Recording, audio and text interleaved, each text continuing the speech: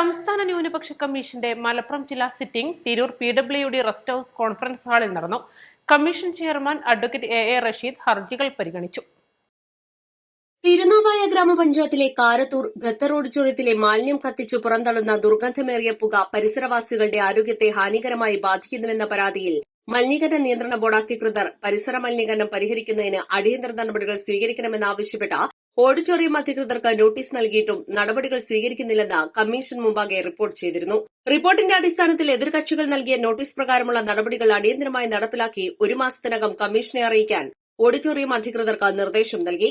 അനുവാദമില്ലാതെ സ്വകാര്യ വ്യക്തിയുടെ ഭൂമിയിലൂടെ ഹാർബർ എഞ്ചിനീയറിംഗ് വകുപ്പ് റോഡ് നിർമ്മാണം നടത്തിയെന്നും നഷ്ടമായ ഭൂമിയുടെ വില ഈടാക്കി നൽകണമെന്നും ആവശ്യപ്പെട്ട് ആലുങ്ങൽ സ്വദേശി സമർപ്പിച്ച ഹർജി പരിഗണിച്ച കമ്മീഷൻ എതിർകക്ഷികളായ ജില്ലാ സർവേ സൂപ്രണ്ട്, പരപ്പനങ്ങാടി നഗരസഭാ സെക്രട്ടറി, ഹാർബർ എഞ്ചിനീയറിംഗ് വകുപ്പ് എക്സിക്യൂട്ടീവ് എഞ്ചിനീയർ എന്നിവരോട് റിപ്പോർട്ട് തേടിയിരുന്നു.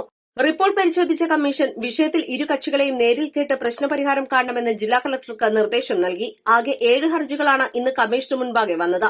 സംസ്ഥാന ന്യൂനപക്ഷ കമ്മീഷന് 9746515133 എന്ന നമ്പറിൽ വാട്സാപ്പിലൂടെയും പരാതി നൽകാം. East live, Malappuram.